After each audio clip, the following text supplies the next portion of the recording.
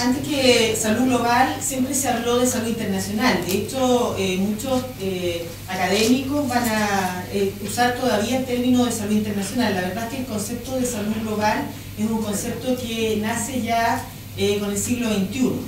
Entonces, el siglo XX empezó a usarse el concepto previo de salud internacional cuando los países comenzaron a reconocer el valor de la cooperación, como ahí se menciona, entre los gobiernos, y establecieron organismos permanentes que se preocuparon de los problemas de salud que cruzaban la frontera.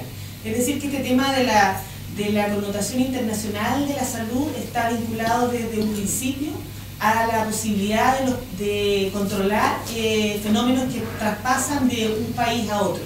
Es así como la salud internacional, en realidad, su origen se vincula al comercio internacional, y específicamente a la Edad Media, cuando Venecia comienza a controlar los barcos después de que se constata de que, a pesar de que no conocían los gérmenes ni los agentes infecciosos que fueron descubiertos recién en el siglo XIX, ya en la Edad Media se dieron cuenta de que a través de los barcos le llegaba la peste negra, y tenían el concepto de contagio, un concepto que sin embargo lo traían vinculado al tema de los miasmas, que era la teoría que tenía Hipócrates de las enfermedades, cosa que perduró hasta el siglo XIX, para que vean ustedes todo lo que duró del siglo V a.C.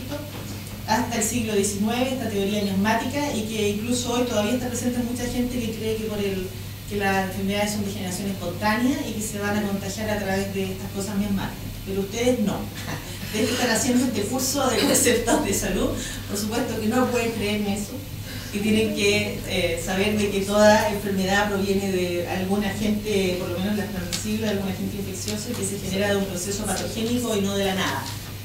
Bien, entonces les comentaba que este tema de la salud internacional comenzó a ser usado en el siglo XX. ¿Y cuáles son las organizaciones formales de salud internacional que se crean, que son las multilaterales? Primero, la Organización Panamericana de la Salud, que ahí aparece con una foto arriba, dice 100, pero en realidad está cumpliendo ya 110 años este año. Fue creada en el año 1902, es la organización internacional más antigua del mundo de salud. La Organización Panamericana de la Salud es parte del sistema interamericano, es decir, fue creada en el seno de la Organización de los Estados Americanos. La Organización de los Estados Americanos, que preside nuestro compatriota, el señor Insulza, fue creada por los Estados Unidos por un interés político para reconocer el gobierno de México. Es bien interesante esto, como en la salud internacional se va viendo el poder de las grandes potencias, las potencias primero antes coloniales, después vamos a ver un poco de ese fenómeno, y de las potencias económicas del siglo XX en tratar de hacer de predominar y de hacer un predominio de sus intereses sobre el concepto de los distintos fenómenos, y uno de ellos es la salud. En México, no sé si ustedes tienen alguna noción de que tuvo una revolución mexicana que fue a principios de siglo, y la verdad es que había bastante caos y había distintos gobiernos. Entonces Estados Unidos quería reconocer a uno de esos gobiernos, pero por sí solo parecía como un tanto arbitrario. Entonces creó la Organización de Estados Americanos e invitó a todos los países independientes, de los países que eran soberanos en el fondo de las Américas, a incorporarse a esta institución. Y dentro de los intereses que compartían los países estaba el tema de la salud, especialmente Estados Unidos, que veía que desde la frontera sur le ingresaban una serie de problemas transmisibles hacia sus territorios. Por lo tanto, ellos incentivaron mucho el tema de que salud tuviera una propia agencia.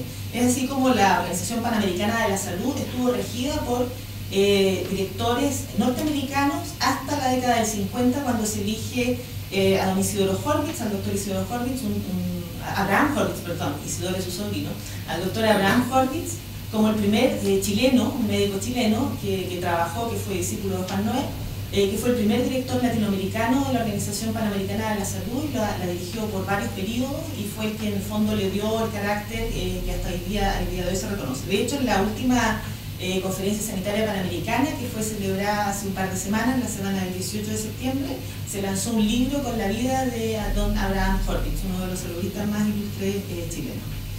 Posteriormente a la creación de la Organización Panamericana de la Salud, después de la Segunda Guerra Mundial, se crea la Organización Mundial de la Salud. Es decir, que la Organización Mundial de la Salud es posterior a la Organización Panamericana de la Salud. Antes de la Organización Mundial de la Salud existía lo que se llamaba la Liga de las Naciones. Todo esto, Liga de Naciones, en fin, fue posteriormente modificada a resultas de la Guerra Mundial, de la Segunda Guerra Mundial, y se constituyó las Naciones Unidas, y dentro de Naciones Unidas se establece un organismo multilateral de salud, que es la Organización Mundial de la Salud. Al crearse la Organización Mundial de la Salud, que tiene poco más de 60 años, como ustedes ven, bastante más joven que la Organización Panamericana de la Salud, la Organización Panamericana de la Salud pasa a ser la oficina regional americana de la Organización Mundial de la Salud y adquiere este segundo sombrero. Entonces la Organización Panamericana de la Salud tiene, por una parte, una soberanía al ser parte del sistema, por ejemplo, interamericano, tiene una naturaleza que es su naturaleza con la cual fue creada, pero también es parte del sistema de Naciones Unidas. Esto significa que, por ejemplo, países como Cuba, que no están participando en la Organización de Estados Americanos, sí participan en la Organización Panamericana de la Salud porque sí son miembros de Naciones Unidas. ¿Se entiende? Entonces la Organización Panamericana de la Salud ha logrado usar esas atribuciones. Por cierto que los elementos fundantes de ambas organizaciones tienen relación con el control de la transmisión de enfermedades, que ustedes después van a ver en la clase de Reglamento Sanitario Internacional, y después se fue ampliando hacia otras materias. Bueno, estos dos organismos multilaterales hoy día se ven enriquecidos con una serie de otros organismos multilaterales, en los cuales algunos están más bien relacionados con aspectos económicos, pero en los que se incorpora el sector salud como un interés fundamental. Uno de ellos, que aparece ahí en el cuadrante, vamos a tratar de ver si se puede ampliar, si se puede, que se ve ahí arriba, es la OECD, el Club de los Países Ricos, al cual Chile se integró hace poco tiempo. Junto con México somos los únicos latinoamericanos que estamos incorporados a la OECD. Bueno, la OECD tiene un área de salud, tiene unas estadísticas de salud que son bien interesantes y que se vieron bien a la palestra y al público, porque los estudiantes la usaron mucho, toda la parte de estadísticas de salud, que se compara. El sistema estadístico es bastante bueno. Los países, al incorporarse a la OECD, están obligados a enviar sus estadísticas, y ellos hacen unos estudios comparativos de distintos ámbitos en relación a las distintas materias que ellos revisan, y uno de esos es salud. Si ustedes tienen la oportunidad, yo les recomiendo que revisen los indicadores sanitarios de la OECD, donde se muestran desde indicadores de recursos de la salud, y uno puede ver cuál es la posición relativa de nuestro país en cada uno de esos indicadores, porque se comparan en todos los países. Normalmente no somos los más bollantes, excepto lo de resultados de salud, que nosotros tenemos muy buenos resultados de salud, es decir, en mortalidad infantil, expectativa de vida, estamos no tan mal, bastante bien de hecho. Sin embargo, los de recursos nos vemos bastante mal. Cuando uno ve las camas por habitante, por ejemplo, somos el segundo país con menos camas por habitante de la OECD. Cuando vemos la cantidad de gasto fiscal, por ejemplo, de salud, somos de los que menos gastan. Se supone que con este nuevo presupuesto vamos a mejorar en esa situación. Pero bueno, ese es uno de los organismos que se dedica al tema de salud. Mercosur, que es una plataforma que integra tener un mercado común de los países del Cono Sur. Es otra de las áreas donde se participa, y el Ministerio de Salud participa permanentemente en los grupos de trabajo de salud. Sin embargo, el país, ustedes saben, nosotros no somos miembros del Mercosur, sí somos un Estado asociado, y como tal se participa específicamente en todas las áreas de salud, en todas las mesas, y se participa en las negociaciones y se tienen acuerdos que son vinculantes. Esto quiere decir que estas nuevas organizaciones exigen nuevas obligaciones a la autoridad sanitaria, porque la autoridad sanitaria y es el poder ejecutivo el que representa al país en todos estos organismos internacionales, no ningún otro. Y eso implica que el Ministerio de Salud tiene que de alguna forma representar al país en todos estos foros a través de sus funcionarios. Por eso es importante que ustedes conozcan que es parte de la labor que se realiza acá en el Ministerio de Salud. Anteriormente aquí estamos el organismo andino de salud, el convenio Hipólito Unanue. También a la gente de las distintas zonas del país tienen algún recuerdo, a algunos les ha tocado participar, por ejemplo la gente del norte, a los de Arica, a los de Iquique, probablemente a los de Antofagasta, en algunas reuniones del organismo andino de salud, en los comités de frontera. El organismo andino agrupa a todos los países andinos, esto es decir, desde Venezuela hasta Chile. Sin embargo, nosotros también tenemos un estado jurídico especial. Nosotros fuimos miembros, después del golpe de estado nos salimos del convenio Hipólito Unanue y después nos asociamos, pero tampoco somos exactamente miembros, o sea, una situación similar a la del Mercosur. El convenio andino también tiene un área de salud, tiene un área de vigilancia de enfermedades en el que se comparte información, y es más, incluso han presentado proyectos conjuntos al Fondo Mundial, que después vamos a explicar un poco de qué se trata eso, para el financiamiento de actividades de salud. Y también implica una carga de trabajo en el sentido de que ahí se asumen, o sea, se hacen reuniones de ministros, los ministros llegan a compromisos, los compromisos tienen que ser traducidos en acciones acá, que se incorporan en la agenda de actividades de la autoridad sanitaria especialmente. Aquí ya me salté uno porque me fui para abajo. Y el que está aquí abajo es la APEC, la cooperación, la cooperación económica del Pacífico, del Asia-Pacífico, en el cual hay países latinoamericanos que son miembros, es miembro México también, es miembro Perú, es miembro Chile, Panamá está tratando de ingresar y también Colombia.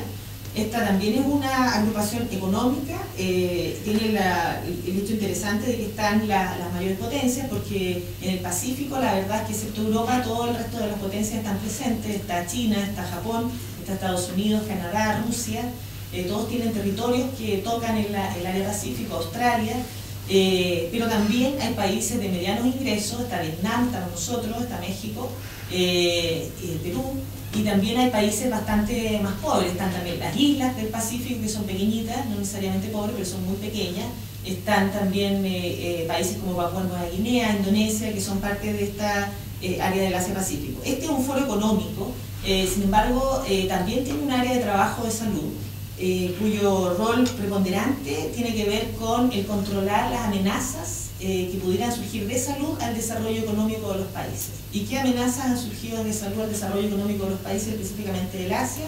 Bueno, las pandemias.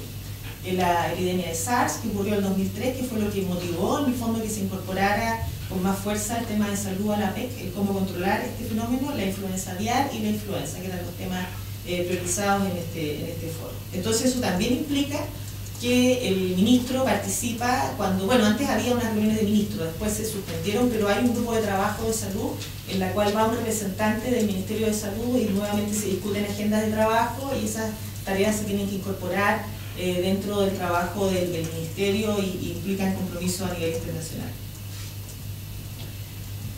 Entonces comentábamos que estos organismos parten de unas preocupaciones iniciales y esos inicios están relacionados, ya algo les adelanté, con los intereses de las potencias coloniales asociados a las enfermedades tropicales.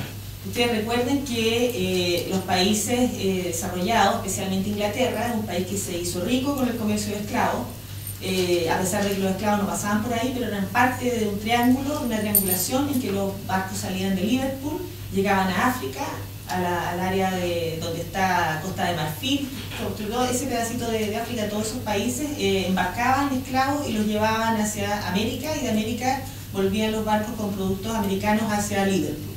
Y este comercio, que está bastante documentado, que enriqueció tremendamente al puerto de Liverpool, implicaba riesgos relacionados con enfermedades, no tanto de transmisión, sino que de pérdida del producto, en el fondo, que ellos estaban trasladando. Entonces esto implicó una preocupación de salud, no por el bienestar de las personas precisamente, sino por el hecho de que iban perdiendo parte de lo que les generaba ganancia, que eran los mismos esclavos. Entonces también esa fue una primera preocupación que ellos tuvieron en relación al tema de salud, y posteriormente el hecho de que en las colonias había problemas de salud que los países europeos no tenían. Tal es así que, por ejemplo, las escuelas de salud pública en Inglaterra se llama la Escuela de Medicina Tropical, a pesar de que Inglaterra mismo no es tropical, pero tenía territorios en el trópico. También las grandes instituciones de enfermedades tropicales están en Bélgica, que también tiene institutos muy importantes en esto, porque ellos tenían soberanía sobre el Congo belga. Y así es como Europa tuvo un gran desarrollo de la medicina tropical por los intereses coloniales que ellos tenían de proteger sus territorios de ultramar, proteger su producción, proteger también a las personas que viajaban hacia allá y la posible importación de estos problemas. Posteriormente se enfatiza la necesidad de proteger el comercio internacional de amenazas como los brotes de cólera y peste bubónica. O sea, esas son como, si ustedes se fijan, bien relacionados al tema de enfermedades transmisibles, porque era lo que predominaba en el panorama mundial como los problemas más importantes, cosa que ha cambiado en el tiempo, pero en ese momento era lo más relevante. Recuerden que en todos los países del mundo, en realidad, las primeras causas de muerte eran enfermedades transmisibles hasta hasta el siglo XX prácticamente. Y posteriormente fueron apareciendo con el envejecimiento las enfermedades degenerativas que siempre existieron, pero que eran menos relevantes, y fueron adquiriendo relevancia en la medida que la gente envejeció. Entonces, esta salud internacional con esas preocupaciones iniciales relacionadas a las enfermedades transmisibles tenía herramientas iniciales que tienen que ver con la vigilancia, es decir, saber qué enfermedades son las que están ocurriendo y poder controlarlas, estandarización de definiciones y normas, que es algo que todavía hoy día se desarrolla, y tener tratados para la notificación recíproca y obligatoria. Y en definitiva, todos los mecanismos de vigilancia, en el fondo, mantienen esta forma de trabajo en el que se acuerdan sistemas de notificación, y ese sistema de notificación está basado en que todos estamos entendiendo lo mismo por la enfermedad. Entonces se acuerdan criterios y definiciones de caso que son comunes para esta notificación. Estos primeros periodos son periodos donde hubo grandes éxitos internacionales, campañas contra la fiebre amarilla, contra la anquilostomiasis y otras enfermedades transmisibles. Aquí se ve, hay una foto ahí de un médico, ese es el doctor Finlay, un doctor cubano, que fue el primer ministro de salud de las Américas. Cuba fue el primer país que tuvo un ministro de salud, y Finlay además era un sabio que fue el que descubrió que la fiebre amarilla se transmitía por un mosquito. Esto es bien interesante porque uno dice, bueno, ¿qué relevancia tiene? Esto tuvo una relevancia política tan importante que hizo, por ejemplo, que se creara un país, que fue Panamá. El Panamá era parte de Colombia, y siempre existía el proyecto, después que se construyó el canal de Suez en Europa, de construir un canal en Panamá, que era la zona más angosta que estaban discutiendo entre Nicaragua y Panamá, para construir un canal que uniera los dos océanos y no tuvieran que venir hasta el sur para cruzar las mercancías con todo el riesgo que significaba dar la vuelta al Cabo de Hornos. Entonces, el primer país que comenzó a hacer el canal fue Francia. Pero Francia no fue capaz, que fue el mismo que construyó el canal de Suez con gran éxito, no fue capaz de construir el canal porque las enfermedades, tanto la fiebre amarilla como la malaria, diezmó a sus trabajadores. Y ellos no se habían logrado descubrir cuál era la forma en que se transmitía, sobre todo la fiebre amarilla, que tiene una letalidad muchísimo más alta, que puede ser hasta el 50-60% sin tratamiento, es decir, se le moría la mitad de la gente que se enfermaba por una enfermedad que hoy día sabemos que es transmitida por un mosquito. Por lo tanto, tiene una alta tasa de ataque, o sea, la probabilidad de que uno se enferme en un lugar con mosquito es muy alta. Sin embargo, ellos creían que eran las hormigas. Sabían que había algún insecto y pensaban que eran hormigas. Entonces uno puede ir al museo en el canal de Panamá, que es bien interesante, y ver las camas que tenían los enfermos durante el periodo de los franceses, y ellos, para aislar las camas de las hormigas, le ponían unos bacinetes con agua en las patitas de las camas. Entonces estaban todas con agua, que es el principal medio donde se crían los mosquitos. Entonces, en vez de hacer un bien, en realidad era mucho peor, porque los pacientes además tenían un criadero de mosquitos al interior de los mismos hospitales. Y por supuesto que no lograron controlar la enfermedad, y esto significó un fracaso porque la inversión era tan grande y perdieron tantas personas trabajando que tuvieron que dejar el tema. En cambio, Finlay logró demostrar, él había dicho que era la fiebre amarilla transmitida por mosquitos, y los americanos creyeron esto. Especialmente Walter Reed, que era un militar americano, que empezó con toda una campaña de higiene, y ellos se hicieron cargo del proyecto, además que Estados Unidos de paso independizó Panamá y Colombia, y se quedó con el canal, y logró construirlo gracias al control de las enfermedades transmisibles. Por lo tanto, mucho del poder que tuvo Estados Unidos en el control de enfermedades le significó un beneficio muy grande, a pesar de que es un país que también, Estados Unidos, tiene clima tropical en parte de su territorio, y que tenían enfermedades como por ejemplo la anquilostomiasis, esa foto que se ve ahí arriba de la campaña de anquilostomiasis en los Estados Unidos. Ellos tenían también fiebre amarilla, ellos tenían malaria, y todas esas enfermedades las fueron controlando con una fuerte autoridad sanitaria y una serie de medidas que implementaron y que les significó, en el fondo, tener una visión muy exitosa sobre estas enfermedades. Bueno, ese es un epidemiólogo antiguo del año 1819 que veía el tema de la peste en Marsella. Entonces estamos viendo el tema de los antecedentes. ¿Qué significa entonces hoy día la salud global después de esta historia, este repaso un poco histórico para que ustedes contextualicen cómo parte todo este tema?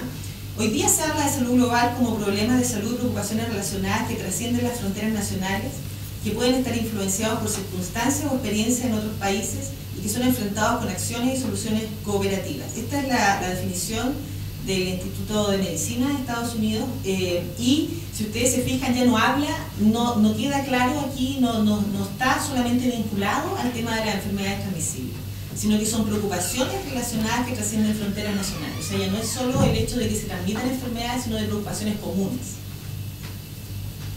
Entonces son problemas comunes que tienen determinantes comunes y que evocan soluciones colectivas, para los cuales puede haber soluciones colectivas. Eso es lo que se refiere y ese es el concepto actual de la salud global. Entonces vamos a ver un poquito a qué se refiere cada uno de estos temas. ¿Qué son los problemas comunes? Los problemas comunes son las enfermedades emergentes que tienen relación con este tema de las transmisibles que vuelven a emerger por producto del cambio climático, de que hay más tráfico y más transporte de personas y de elementos entre los países, pero también son la salud materno-infantil, la desnutrición, la obesidad, el tabaquismo, que incluso generó un acuerdo mundial, que después lo van a ver al final de este bloque, las enfermedades crónicas, la discapacidad, el cáncer, las violencias y sobre todo las desigualdades, que es el que aparece ahí en forma más grande. Estos son los problemas comunes que enfrentan los distintos países, y de hecho se ha visto que algunos de ellos, como las desigualdades, han crecido en el último tiempo, y lo que ha llevado a todo un planteamiento respecto a cómo la desigualdad es capaz de determinar la situación de salud, y en países que tienen un alto ingreso, como por ejemplo los países de la OECD, la esperanza de vida de esos países está más determinada por la desigualdad en el ingreso que por el mismo ingreso. Es decir, ya siendo rico, por ejemplo, Estados Unidos, que es uno de los más ricos, no logra tener la misma expectativa de vida de los europeos, y lo que se ve asociado a ello es que tienen mayor desigualdad que los países europeos, que han logrado tener un estado de bienestar y una desigualdad muchísimo menor. Entonces estos son hoy día, en el fondo, los problemas comunes que alude el concepto de salud global. Los problemas comunes también son problemas que tienen que ver cómo funciona el sistema, no son solo problemas de salud como los que veíamos anteriormente. Estos los que estamos viendo ahí son problemas de salud, y estos de acá son problemas que tienen que ver con la organización de la atención de salud. Y eso tiene que ver con el costo de la atención, que es un problema común de todos los países asociado al envejecimiento. En la medida que los países envejecen, las poblaciones llegan a tener una carga de enfermedad muchísimo mayor, enfermedades crónicas que requieren una atención prolongada y que son mucho más sofisticadas, necesitan más recursos para su diagnóstico y para su tratamiento, y entonces eso tiene un incremento natural, una tendencia natural al incremento del costo de la atención. La calidad de la atención, que también es un problema que nosotros vemos que todos estos problemas tienen que ver un poco con nosotros, ¿no? El acceso efectivo, es decir, no solo que la gente tenga acceso a la atención, sino que el acceso le signifique una mejoría. Es decir, que haya un resultado de esa atención. No significa el dar 1000 controles de hipertensión a las personas, sino que esa persona logre controlar su hipertensión. Es decir, que sea un sistema que realmente tenga resultados. La regulación de los medicamentos es un tema que atraviesa las fronteras, específicamente porque la industria farmacéutica es una industria globalizada que vende productos en distintos países, que tiene, por ejemplo, sus fábricas o sus industrias están en distintos países, desarrollan productos en los laboratorios europeos y americanos, pero después la producción se hace en laboratorios en India, por ejemplo, después se empacan en otro lado, después se venden en los otros países. O sea, es un tema global en sí mismo. Y es tanta la tecnología que se requiere, que cada vez se ha concentrado más esta capacidad de producción de medicamentos en grandes industrias, y la regulación de todos ellos es un trabajo que implica mucho esfuerzo y también tener patrones de alguna forma comunes. El tema de la fuerza de trabajo se refiere a la fuerza de trabajo de salud. Hay países, por ejemplo, como nosotros, que somos importadores de fuerza de trabajo. Nosotros importamos médicos, importamos dentistas de los países vecinos, muchos, de hecho más de la mitad del personal de la atención primaria es personal importado de otros países. Hay países que exportan, que son exportadores, hay países que son exportadores que les significa una situación grave para su condición de funcionamiento del sistema, especialmente esto se refiere a los países en la región americana del Caribe, que todas sus enfermeras, que además ya son anglófonas, se van contratadas a Canadá y Estados Unidos, y esto es presentado continuamente en los foros internacionales. Cada vez que tienen una oportunidad, los países caribeños tratan de que los países desarrollados tengan un compromiso de no llevarse todo el personal. porque ellos producen y producen y producen enfermeras y todas vuelan hacia los países desarrollados y se quedan con la misma disponibilidad escasa de profesionales de salud. Entonces esos son problemas también comunes, pero que tienen que ver con el funcionamiento del sistema de salud. ¿Cuáles son los determinantes comunes de estos problemas, de los problemas que tenemos como países? El envejecimiento, si bien no todos los países están envejecidos, todos sí están avanzando hacia el envejecimiento. Excepto los países del África subsahariana que han bajado su expectativa de vida y que han tenido un impacto de la epidemia de VIH para eso, pero en general la mayor parte de los países van avanzando hacia una mayor expectativa de vida. El cambio climático también es un determinante común entre los distintos países. El planeta es uno solo, por más que nosotros le pongamos fronteras que son ficticias, que son abstractas en el fondo. El clima es algo que nos llega a todos. La globalización del comercio, que es un fenómeno en el cual nosotros vivimos. Nosotros somos una de las economías más abiertas del continente y por lo tanto recibimos productos de todos lados. Entonces eso es un determinante común para todas las economías abiertas y prácticamente no hay ningún país hoy día que pueda autoabastecerse o que lo haga realmente. Algunos podrían todavía, pero nadie lo realiza porque la economía no resiste. La forma de desarrollo económico que tiene el planeta en el fondo no implica una autoeconomía. De hecho, por ejemplo, China, las grandes potencias venden una serie de productos y nosotros recibimos todos los productos que ellos producen. El desarrollo económico también es un determinante, a todos los países les determina el desarrollo económico cuáles son sus problemas de salud y la forma de desarrollo, el modelo de desarrollo económico también lo determina. Las comunicaciones, es decir, hoy día, a diferencia de lo que ocurría hace 20 años siquiera, nosotros hoy día estamos totalmente al tanto, si queremos, de todo lo que está ocurriendo a nivel internacional, especialmente porque también se ha producido como una predominancia tal del idioma inglés que si uno logra leer en inglés, la verdad es que se entera de todo lo que está ocurriendo, por lo menos en los países desarrollados. Las alertas, por ejemplo, de situaciones anómalas son conocidas inmediatamente y generan impacto en todos los países. Por ejemplo, el tema de la pandemia, cuando ocurrió, todos los países en línea van siguiendo esos fenómenos. Y eso es una determinante de cómo se responde, porque en definitiva tiene un ritmo mucho más rápido.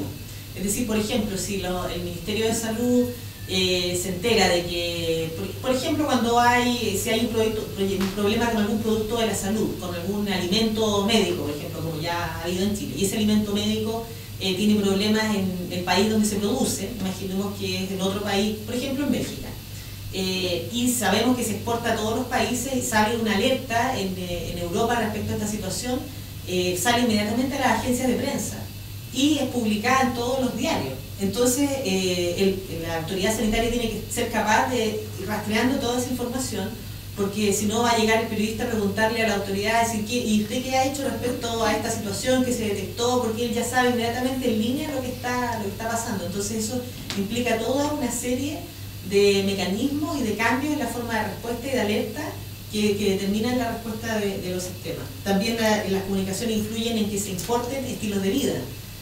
Las comunicaciones influyen en el tema por ejemplo, de las comidas, de qué es lo que se adopta como moda, todos comemos lo mismo, prácticamente la globalización, más la comunicación relacionada con lo que es un estilo de vida occidental, por ejemplo, hace que todo que se vaya homogenizando a través del mundo, el tema de la comida chatarra, etc. Y que también tiene que ver con el desarrollo económico. Entonces eso va haciendo que estos fenómenos que uno podría decir son de un país, en realidad no, afectan a todos. Cuando empieza un país a tratar de controlar o regular los contenidos de sal, los contenidos de azúcar, los contenidos de distintos elementos de los alimentos, va a tener un impacto en los otros. Va a tener un impacto a través de los productos, pero también va a tener un impacto a través de que los otros países van a saber que ese país está haciendo eso y los ciudadanos se van a preguntar por qué mi país no está haciendo esto. ¿Se fijan? O sea, es un impacto que se va diseminando de un país a otro. El tema de la tecnología, bueno, la tecnología y los avances tecnológicos, por cierto, que nos determinan a todos. Las tecnologías de comunicación, la computación, las tecnologías de diagnóstico que se van incorporando, los avances en los diagnósticos de salud, por ejemplo, la imagenología, los avances en producción de vacunas. Cada vez que se produce una vacuna nueva de una enfermedad relevante, todos los países y todos los ciudadanos quieren tenerla, entonces se produce una presión para que la autoridad provea esos elementos. Entonces efectivamente son determinantes de la situación de salud. Las migraciones y los desplazamientos, por cierto, eso es otro determinante común. Hay países que tienen una gran cantidad de personas desplazadas o que han emigrado. Por ejemplo, Colombia es el país que tiene la mayor cantidad, la mayor proporción de su población desplazada en el mundo, que es un país cercano a nosotros y que nosotros recibimos muchos profesionales de ese país, producto de que se producen estas migraciones y desplazamientos, producto de crisis económica, producto de la violencia. Todos los conflictos armados implican migraciones y desplazamientos. En algunas situaciones se producen, por ejemplo, llegada de gente de forma ilegal, como Haití, por ejemplo, un país donde hay una gran cantidad de salida de habitantes hacia, por ejemplo, República Dominicana, que comparten la misma isla, pero también hacia otros países, como por ejemplo en Brasil, se estima que hay como 15.000, hay comunidades así completas de haitianos que han llegado. En Miami también hay comunidades de haitianos, nosotros tenemos comunidades de haitianos en algunas regiones, es decir que implica un impacto en los países receptores y también un gran impacto en el país donde se están yendo la gente producto de la crisis y los conflictos. Y entonces frente a esta situación, estos problemas que tienen características comunes y determinantes que de alguna forma nos afectan a todos, hay propuestas de soluciones colectivas. Y estas propuestas tienen que ver, desde el punto de vista formal, con regulaciones internacionales, con compromisos, con resoluciones y con información. Es decir, no son tanto los elementos que uno pudiera definir. Hay convenios, por ejemplo, convenios de atención de salud, resoluciones, hay regulaciones, como por ejemplo nosotros reconocemos títulos de especialistas de otros países y eso son sujetos de convenio. Cuando se hacen los convenios de los tratados de libre comercio se incorporan regulaciones, resoluciones, compromisos respecto a cómo va a afectar toda esta nueva situación a lo que nosotros hacemos. Entonces ese es más bien ahora el concepto de la salud global, estos problemas comunes que tienen estas resoluciones, que tienen estos determinantes comunes y que se tratan de abordar a través de estas resoluciones, compromisos, proyectos, etc. Entonces todo esto ha generado una nueva institucionalidad que partió, como decía nosotros, como comentaba al principio, con una institucionalidad multilateral que era la Organización Panamericana de la Salud, que es la más antigua, la Organización Mundial de la Salud, pero hay una serie de otra institucionalidad que es compleja y que llega a ser una selva en el fondo de instituciones que se dedican y trabajan en este tema de la salud global. Y entonces aquí aparece, por ejemplo, un texto que dice de la Cruz Roja, que es una que no es gubernamental, es una organización no gubernamental suiza, que fue la primera de esta característica que se crea a una pléyade de instituciones gubernamentales y no gubernamentales. Entonces, dentro de eso se clasifican normalmente los organismos internacionales en los multilaterales, que eso significa que hay varios países al mismo tiempo, están los bilaterales, de los cuales hay antiguos y nuevos, y también hay otras entidades que tienen que ver más bien con los que no son organismos de gobierno. Entonces veamos primero las multilaterales, tiene que ver con los países donde participan una serie de países, en general los mismos países miembros de Naciones Unidas, aunque a veces tienen algunas modificaciones. Ustedes saben que hay países o territorios que no son reconocidos necesariamente por Naciones Unidas, por ejemplo Taiwán, que es parte de China para Naciones Unidas. Recuerden que China es parte del Consejo de Seguridad de Naciones Unidas, por lo tanto un país con poder de veto. Entonces Taiwán no pertenece a Naciones Unidas, pero sí es reconocido, por ejemplo, en algunas otras instituciones. Entonces la multilateral más relevante son Naciones Unidas, el sistema interamericano, pero también hay sistemas que tienen que ver con los bancos, como por ejemplo el Banco Mundial. Hay una serie de otros bancos que son ya bancos de regiones. Por ejemplo, está el Banco Interamericano del Desarrollo, el BID, que nosotros conocemos muy bien, que ha tenido muchos proyectos en Chile. Y como el Banco Interamericano, también hay el Banco Interasiático, hay un Banco Europeo, es decir, que tienen sus propias entidades que son multilaterales, pero que no necesariamente son organismos de cooperación, sino que son en algunos casos bancos, y muchos de esos tienen departamentos de salud. O sea, el Banco Mundial tiene un área de salud muy grande que realiza proyectos de salud.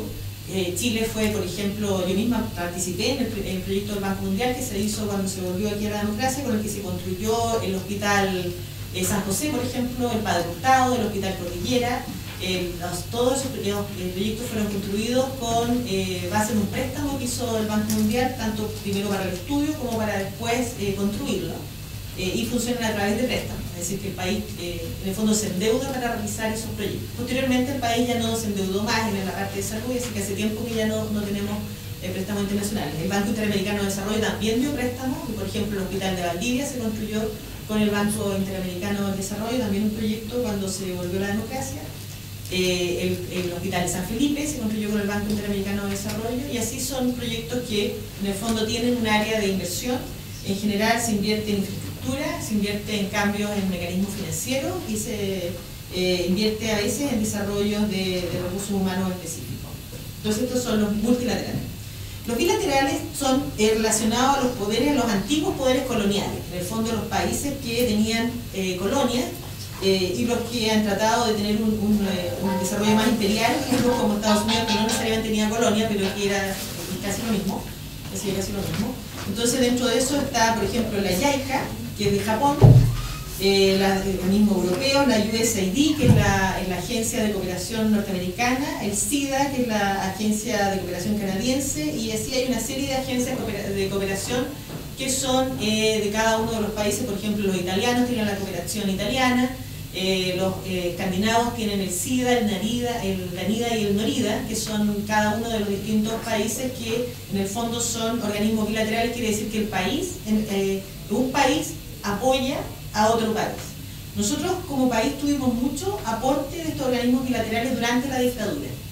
Durante la dictadura estos países, muchos de estos financiaban, no de Estados Unidos precisamente, pero por ejemplo la cooperación italiana o la cooperación escandinava financiaban directamente o financiaban a través de organismos no gubernamentales a la instalación de organismos no gubernamentales que atendían, hacían atención de salud, los cuales fueron desapareciendo en la medida que se volvió a la democracia y dejaron de participar en Chile. Y como se considera que el país ha crecido y que es una economía emergente, la verdad es que nosotros ya teníamos poco también presencia de esto, con el que se mantiene un trabajo bastante mantenido en el tiempo, especialmente en el área ambiental, es con la JICA, con la Agencia Japonesa de Cooperación, que a través de la cual ha ido mucha gente a capacitarse en áreas gente del Ministerio de Salud y de otros organismos relacionados, de universidades, se han ido a capacitar en temas específicos, y la JICA genera muchos proyectos en el área también en Centroamérica, en Paraguay y en países específicos, y tienen áreas bien especiales también de desarrollo, además del área ambiental. Por ejemplo, ellos tienen tuvieron mucho éxito en sus programas de control de enfermedades parasitarias y apoyan mucho los programas de enfermedades chagas, por ejemplo, en este continente, y de otras enfermedades desatendidas. O sea, tienen un trabajo bien cercano a las enfermedades de la pobreza, que son las enfermedades desatendidas de la pobreza. En la jerga internacional son las parasitosis de los pobres. Esas son. Cuando uno escucha hablar de las enfermedades desatendidas, se refiere a las parasitarias de la gente muy pobre. Y dentro de estas bilaterales, en el fondo hay nuevas iniciativas, que son las iniciativas de cooperación sur-sur, como el hecho de iniciativas que tienen países que son más emergentes, como Brasil, por ejemplo, que realiza actividades de cooperación específicamente con los lusófonos, es decir, con los países africanos que hablan portugués, y tiene reuniones con ellos y les envía misiones de gente de cooperación, etcétera, para ayudarlos en su desarrollo, porque Brasil finalmente igual se constituye una potencia, tiene bastante fortaleza en control de enfermedades, especialmente enfermedades tropicales, que ellos tienen muchas, y apoyan en eso a los países de habla portuguesa del África. Cuba, que es un gran apoyador en el fondo con recursos humanos tienen estas brigadas de médicos que desplazan hacia países que se lo solicitan, específicamente por ejemplo en el caso de Venezuela, que se constituyen casi en un ministerio paralelo y que tiene una autoridad incluso central que solo le reporta al ministro de Salud, y se constituye en un sistema paralelo al sistema de salud venezolano. En Nicaragua también tiene una gran presencia. Tiene una presencia también que uno podría decir filantrópica, por ejemplo en Haití, donde han llevado una gran cantidad de médicos, y son ellos los que han hecho la atención de base de Haití más allá que todas las ONG. Es Cuba, que ha mantenido continuamente un gran contingente de médicos, y en general movilizan, porque tienen una gran fuerza de trabajo médica, movilizan médicos también hacia África, han movilizado durante condiciones de guerra en África, y mantiene ese tipo específico de cooperación. O sea, la cooperación que hace Cuba, especialmente en salud, tiene que ver con entregar parte de su fuerza de trabajo. En algunos casos se constituyen, como les decía, casi es tanta la cantidad de gente que se organiza en una situación incluso paralela al sistema, y en otras circunstancias funciona en las áreas que tienen conflicto o se hacen cargo de áreas de atención, como en el caso de Haití. Y Sudáfrica, que también está generando algunas iniciativas de cooperación, y es lo que se llama la cooperación sur-sur, que es como lo más nuevo, en el fondo no sea todo norte-sur, que es lo tradicional, entendiendo por el norte las potencias europeas que eran coloniales y nosotros todo el resto que somos del sur y que recibimos esta cooperación, sino que también desde el sur, incluso hasta nosotros tenemos una agencia de cooperación internacional, los chilenos, y de hecho en el Ministerio de Salud ha habido gente que ha salido por parte de la Agencia de Cooperación Internacional chilena a hacer cooperación, por ejemplo, a Guatemala en temas nutricionales, a Panamá, en los cursos de vigilancia, etc. Es decir, son iniciativas en las cuales los países van tratando de tener sus propias iniciativas de cooperación. ¿Cuáles son las otras entidades que participan en esta institucionalidad que existe en la salud internacional? Están las organizaciones filantrópicas, la industria farmacéutica que tiene sus propias organizaciones filantrópicas, las fundaciones y las ONG. Este rubro ha sido cada vez más relevante en este principio del siglo XXI, puesto que existe todo como una discusión o una duda respecto de los grandes donantes, de los países donantes, que son los mismos que tenían las agencias bilaterales, que la verdad es que las bilaterales de repente no son tan, como rememoran demasiado el tema colonial, como que son menos aceptables que entrar a través de fundaciones o ONG, donde los países aportan todos a una fundación y de ahí se apoyan a los países.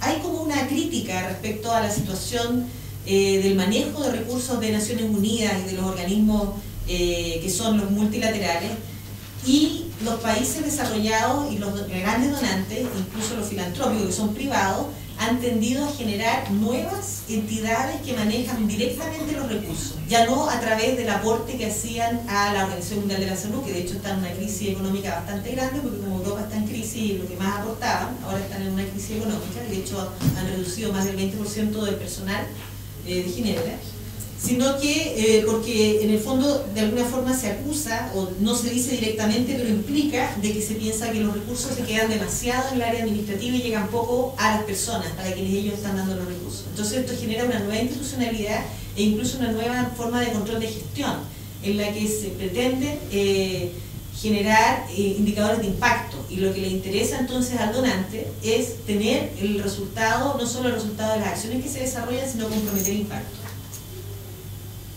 Entonces, dentro de estas instituciones que yo mencionaba, hay instituciones muy antiguas como la Rockefeller, que es una entidad privada que fue creada por Rockefeller para la cooperación y que entrega fondos directamente. Está la institución CARE, está Médicos Sin Fronteras, que es una ONG, está la Fundación Pasteur, que es parte financiada por el laboratorio Pasteur, pero la fundación es filantrópica. Está Oxfam, que es inglesa.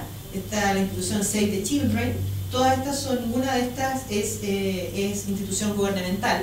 Y está la Fundación Bill y Melinda Gates, que es una de las que más aporta fondos para la salud internacional.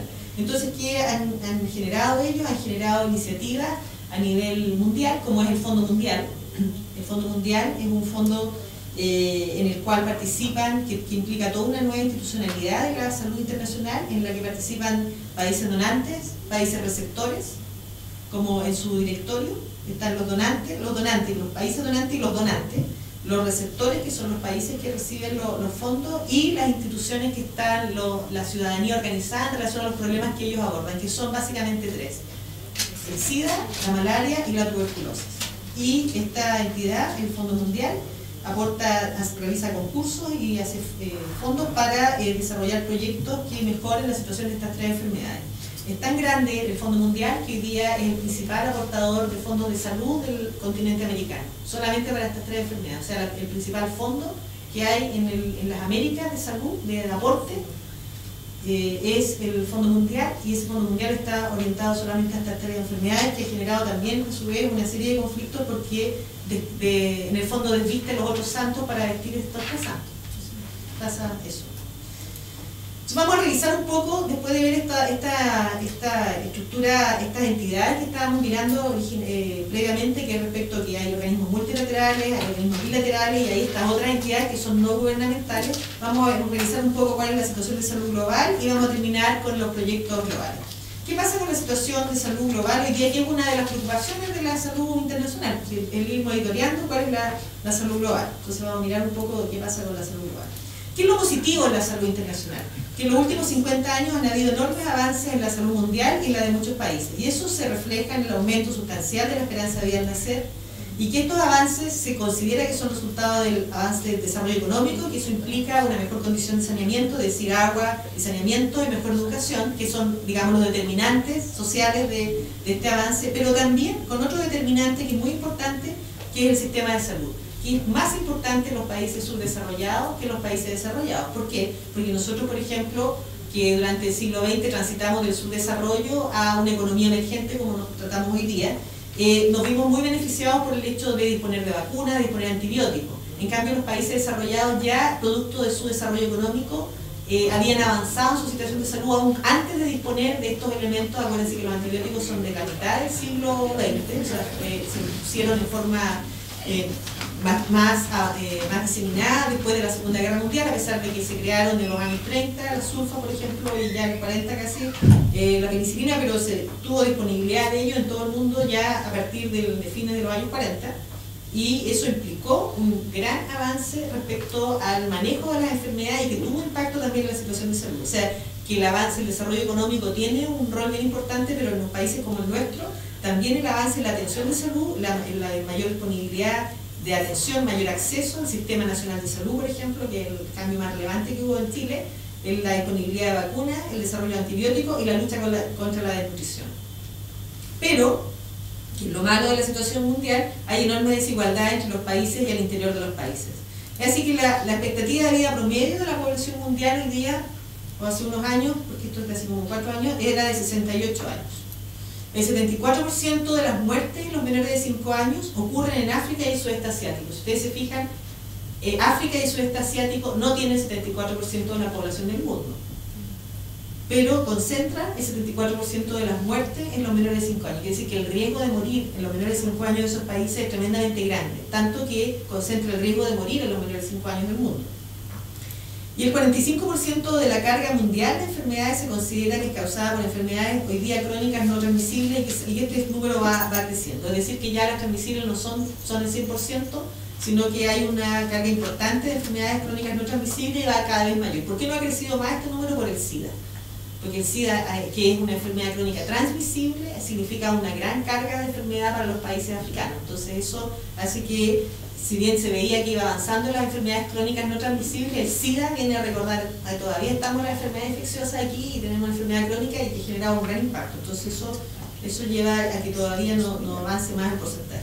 Si uno quiere analizar, por ejemplo, la distribución de las muertes, si uno analiza la distribución de las muertes entre los países de altos ingresos, de medianos ingresos y de bajo ingreso, ahí arriba están los de bajo ingreso, estos son los de mediano ingreso y alto ingreso. Si uno toma 1000 muertes en el mundo, ve que de las 1000 muertes, casi 700 se producen normalmente en los países de mediano ingreso, 160 de esas 1000 se producen en los de bajo ingreso, que son bien poca gente en todo caso, y 159 en los de alto ingreso. Si uno va a mirar de qué se mueren estas personas, ve que los gente de los países de bajo ingreso, las muertes de ellos se producen principalmente por enfermedades infecciosas respiratorias bajas, por enfermedades diarreicas, por el SIDA, por enfermedades químicas del corazón, viene ahí en el 1, 2, 3, 4, en el cuarto lugar, malaria, accidente vascular encefálico, tuberculosis, la prematurez y el bajo peso al nacer, la asfixia de nacimiento y el trauma de nacimiento y las infecciones neonatales son las principales causas.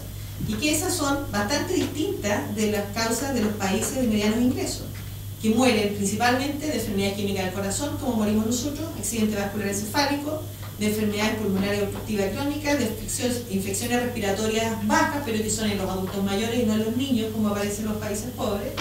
Ahí recién vienen las diarreas, el SIDA, los accidentes de tráfico, la tuberculosis, que todavía tiene un tema relevante, la diabetes mellitus y la enfermedad hipertensiva. Y si uno va a mirar esas mismas primeras causas de muerte en los países de alto ingreso, ve que es totalmente distinta a la de los países de bajo ingreso. Y aparece la enfermedad isquémica del corazón, el accidente vascular encefálico, parecido a los medianos ingresos.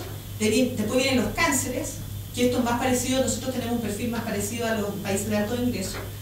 La enfermedad de Alzheimer, que en Chile está dentro de las 5 primeras causas de muerte. Aquí también aparece dentro de las otras demencias, dentro de las primeras causas de muerte. Las infecciones respiratorias bajas, nuevamente asociadas al envejecimiento y no necesariamente a los niños, como es el caso de los países pobres. La enfermedad pulmonar obstructiva crónica, el cáncer de colon y recto, la diabetes mellitus, la enfermedad hipertensiva del corazón y el cáncer de mama. Si ustedes se fijan, es totalmente distinto el panorama y está determinado también por el perfil demográfico de estos distintos países, que a su vez está determinado por el desarrollo económico y social de estos países. Es decir, existen situaciones muy distintas en cada uno de estos países. Si uno ve, por ejemplo, en qué edad se mueren las personas, ve que en los países de bajo ingresos, que es el gráfico de torta de acá arriba, la zona más oscura es la muerte sobre los 70 años, la intermedia en las personas de 15 a 69 y la más clarita a los menores de 14 años. Si ustedes se fijan aquí, el 40% de las muertes se producen en niños menores de 14 años. El 43% en personas entre 15 y 69 años y solo el 17% en mayores de 60 años. Es decir, que hay una gran concentración de muertes en niños, muy alta. Si uno ya avanza a los países de medianos ingresos, se fija que solo el 15% de las muertes se producen en los niños. En Chile es bastante menos que eso, es mucho más cercano a los países de alto ingreso. El 45% de las muertes se producen en personas en edad, digamos, productiva de 15 a 69 años y el 40% se producen en personas mayores de 70 años. En cambio, en los países de alto ingreso, los mayores de 70 años concentran el 71% de las muertes, que es muy parecido a lo que tenemos nosotros. Nosotros tenemos más o menos esa concentración de muerte en los mayores de 70 años. Es decir, que la mayor parte de la gente que muere es anciana o es adulto mayor. Y no como ocurre en los países de bajo ingreso, que son niños. Y eso es lo que ocurría en Chile en todo caso a mediados del siglo XX, que los que se morían eran los niños. De hecho, si ustedes les preguntan a sus mamás, a sus abuelas, si tienen la oportunidad de hablar con ellas o sus tíos, si ustedes les preguntan cuántos hermanos tuvieron y cuántos sobrevivieron, todos van a contar que tuvieron hermanos que murieron. Porque esa era la experiencia de Chile. Y eso se ha avanzado al punto de que hoy día, en cambio, más del 70% de las muertes en Chile son mayores de 70 años. Solo el 28% de las muertes se producen en personas entre 15 y 69 años que especialmente se mueren de accidentes en esa edad. Y la muerte de los menores de 15 años son el 1%. Es decir, es totalmente distinto a la situación de unos y otros.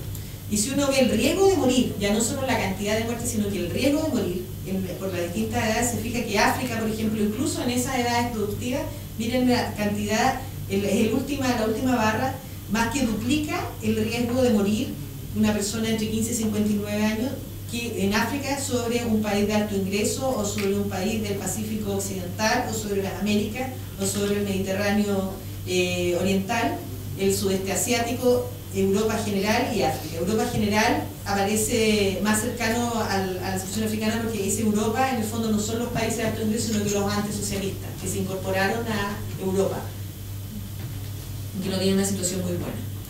Y lo mismo, si ustedes ven el riesgo de morir de los niños, es muchísimo peor la situación en el riesgo de mortalidad de los niños de menos de 5 años, donde los africanos tienen una posibilidad de morir de casi 30 por cada 1000 versus los de alto ingreso que no llegan ni a 3 por 1000, la probabilidad de morir, y se ve la diferencia que hay en todo esto. Por lo tanto, aquí lo que sucede con la salud mundial es que tenemos una salud de ricos y de países ricos, y tenemos una salud de pobres y de países pobres.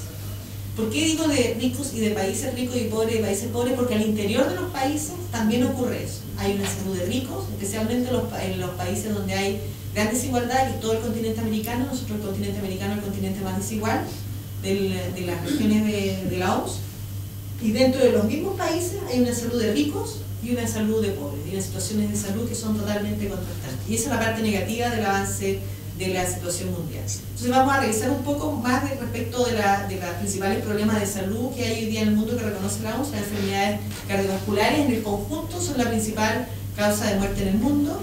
El VIH y SIDA es la principal causa de mortalidad adulta en África, es el principal problema infeccioso del mundo hoy día, es la principal enfermedad infecciosa en Chile. El envejecimiento contribuye al aumento de la incidencia del cáncer y la cardiopatía. El cáncer de pulmón es la causa de mortalidad por cáncer más común en el mundo, no es en Chile, pero es en el mundo. Por eso que ha generado toda esta importancia tan relevante del tema del convenio marco de tabaco. Ese es un problema común con un determinante común que está relacionado no solo con las costumbres, sino con la globalización del comercio y de los derivados del tabaco, y por lo tanto requirió un enfoque común, una regulación común y una resolución común y un compromiso común de todos los países. O sea, ahí se ve el ejercicio completo de la salud internacional. Las complicaciones del embarazo, que producen casi el 15% de las defunciones mundiales en mujeres en edad fecunda, que son las causas de muerte materna. Los trastornos mentales y la depresión, entre las 20 causas principales de discapacidad a nivel mundial, y podríamos agregar la demencia, que es cada vez más relevante, pero solo más relevante en los países desarrollados. La pérdida de audición, los problemas de visión, los trastornos mentales son las causas más comunes de discapacidad. En Chile la discapacidad más frecuente es la pérdida de audición, que se prevé que los traumatismos causados por el tránsito, que en el 2004 era el noveno puesto en las principales causas de mortalidad, pasan a ocupar la quinta posición en el 2030. ¿Por qué? No por el hecho de que la globalización también implica el hecho de que el desarrollo económico y los modelos que nosotros vemos implica que la gente tiene más acceso a vehículos, y el más acceso a vehículos, más producción de vehículos implica más riesgo de accidentes. Si hay menos vehículos, de hecho cuando uno analiza la tendencia de accidente de tráfico, debería compararla con la tendencia, con la adquisición del parque automotor. Si uno ve eso, en realidad en Chile ha ido paralela. No es que haya aumentado el riesgo, que la gente tenga más, necesariamente más conductas inseguras o conductas riesgosas, sino que la exposición ha aumentado. Aumenta la exposición porque hay más gente manejando. Entonces hay más probabilidades, por el solo hecho de aumentar la exposición, a que se produzcan estos fenómenos. La desnutrición, que todavía es la causa subyacente, como mínimo del 30% de los niños menores, de las defunciones de menores de 5 años. Y esto especialmente en África. Ustedes saben que nosotros somos un país que ha logrado vencer la desnutrición al punto de que ahora tenemos problemas de la obesidad. Entonces, ¿qué iniciativas globales, esto para terminar, involucran a la salud? Bueno, los objetivos del desarrollo del milenio, que en el fondo es una declaración de las distintas autoridades del mundo. Esto fue un convenio que exigió, que pidió que se pusieron de acuerdo en Naciones Unidas y que firmaron los líderes de todos los países miembros de Naciones Unidas de erradicar la pobreza en 2015. Me van diciendo ustedes si lo logramos, porque ya estamos en el 2012, de que si vamos a erradicar la pobreza del mundo, pero bueno. Este tipo de compromisos, la verdad es que son bien relevantes desde el punto de vista de que generan una serie de iniciativas que movilizan la cooperación, movilizan a los países, porque se asume estos compromisos, y estos compromisos tienen distintos componentes, dentro de los cuales están el tema de mejorar la situación de salud también. O sea, una parte de erradicar la pobreza tiene que ver con compromisos de salud, y nosotros somos un país signatario de esto, que se comprometió con los objetivos de desarrollo del milenio, y por lo tanto estamos obligados a hacer una serie de actividades de cumplir ciertas metas.